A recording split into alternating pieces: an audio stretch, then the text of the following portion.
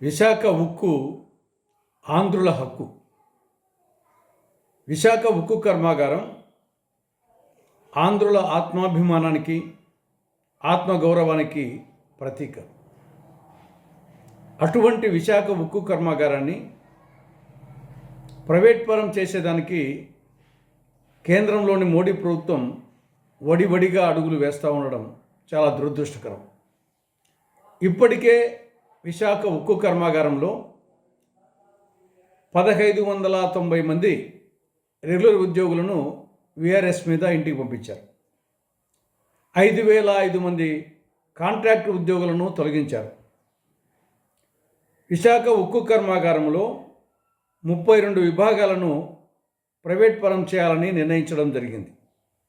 అందులో భాగంగా ప్రధాన ఉత్పత్తి విభాగంలో దాన్ని ప్రైవేట్ పరం చేస్తూ నిన్న 17వ తారీఖున టెండర్ పిలవడం జరిగింది. కాబట్టి ఒకవైపు విశాఖ ఉక్కు ప్రైవేటీకరణ లేదంటూనే ప్రైవేటీకరణకు ఒడివడిగా అడుగులు పడుతున్నాయి. రాష్ట్రంలో చంద్రబాబు నేతృత్వంలో కూటమి ప్రభుత్వం ప్రైవేట్ పరాన్ని అడ్డుకునేదానికి ఎలాంటి ప్రయత్నం చేయడం లేదు. నిమ్మకు నీరెత్తినట్లు కూర్చోవడం చాలా దురదృష్టకరం. ఇప్పటికైనా చంద్రబాబు ప్రభుత్వం కేంద్రంలోని మోడీ ప్రభుత్వంతో మాట్లాడి విశాఖ ఉక్కు కర్మాగారం ప్రైవేటీకరణను నిలుపుదల చేయాలని కాంగ్రెస్ పార్టీ రాష్ట్ర ప్రభుత్వానికి విజ్ఞప్తి చేస్తూ ఉంది. ఇక రెండో విషయం అప్పుల విషయం. కోడలికి బుద్ధి చెప్పి అత్త తెడ్డు నాకింది అన్న సామెతగా ఉంది కూటమి ప్రభుత్వ వ్యవహారం. గతంలో వైకాపా ప్రభుత్వం శక్తికి మించి అప్పులు చేసిందని విమర్శించినటువంటి టీడీపీ కూటమి పార్టీలు కేవలం ఈ 18 నెలల కాలంలో 2,66,175 కోట్ల రూపాయలు అప్పు చేసి ఆల్ టైమ్ రికార్డు సాధించింది. రాష్ట్రాన్ని అప్పుల కుప్ప చేస్తూ ఉంది. ఈ ఆర్థిక సంవత్సరంలో మొదటి 6 నెలల్లో 63,053 కోట్ల రూపాయలు అప్పు చేయడం జరిగింది. అదే ఈ 6 నెలల కాలంలో మనకంటే 3.5 రెట్లు పెద్దైనటువంటి యూపీ ప్రభుత్వం కేవలం 9,322 కోట్ల రూపాయలు అప్పు చేసింది. కానీ దీన్ని బట్టి చంద్రబాబు ప్రభుత్వంలో ఏ విధంగా రాష్ట్రము అప్పుల ఆంధ్రప్రదేశ్, రుణాంధ్రప్రదేశ్ అయితే ఉందో అర్థమవుతూ ఉంది. ఇటీవల కేంద్ర ప్రభుత్వం కొండంద వెలుగున పట్టినట్లు ఒక పేరు మార్పు జరిగింది. ఏమి ఆ పేరు మార్పు?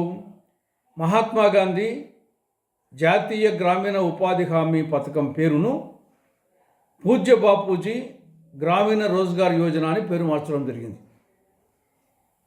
ఇది అవసరమా? ఏముంది దీంట్లో?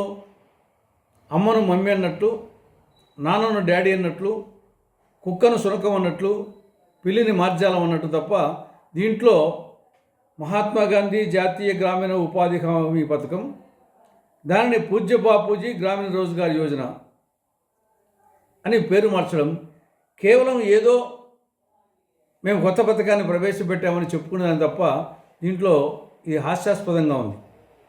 చేయాల్సింది పేరు మార్పు కాదు, పెండింగ్ బకాయిలు చెల్లించాలి. 1,340 కోట్ల రూపాయలు ఈ ఉపాధి హామీ పథకం కింద పెండింగ్లో ఉన్నాయి. అందులో ఆంధ్రప్రదేశ్ సంబంధించి 403 కోట్లు. ముందు ఆ పెండింగ్ బకాయిలు చెల్లించాలని కాంగ్రెస్ పార్టీ మోడీ ప్రభుత్వాన్ని డిమాండ్ చేస్తూ ఉంది. ఇటీవల రాష్ట్రంలో మధ్యాహ్న భోజనం పథకంలో పాఠశాలల్లో కొన్ని అపశృతులు చేసుకుంటున్నాయి తరచుగా.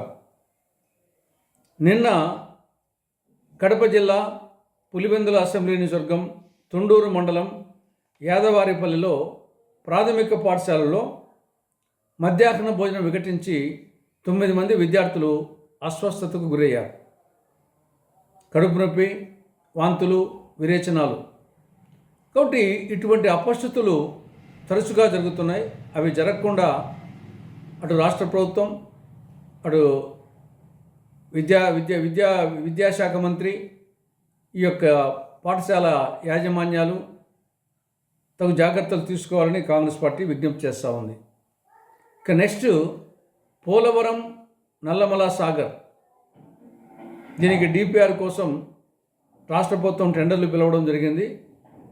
ఓవైపు ఏమో తెలంగాణ ప్రభుత్వం దానికి అడ్డు చెప్తా ఉంది. ఏది ఏమైనప్పటికీ పోలవరం నల్లమల సాగర్ ప్రాజెక్టు ఇది రాష్ట్రానికి గుదిబండ అవుతుంది. ఇది తెలంగాణ అబ్జెక్షన్ చెప్తుందని కాదు, కానీ రాష్ట్ర ప్రయోజనాల దృష్ట్యా ఇది ఏమాత్రము చేపట్టాల్సినటువంటి ప్రాజెక్టు కాదు. రాష్ట్ర ప్రభుత్వం ఈ యొక్క ఆలోచనను, ఈ యొక్క ప్రతిపాదనను విరమించుకోవాలని కాంగ్రెస్ పార్టీ విజ్ఞప్తి చేస్తూ ఉంది.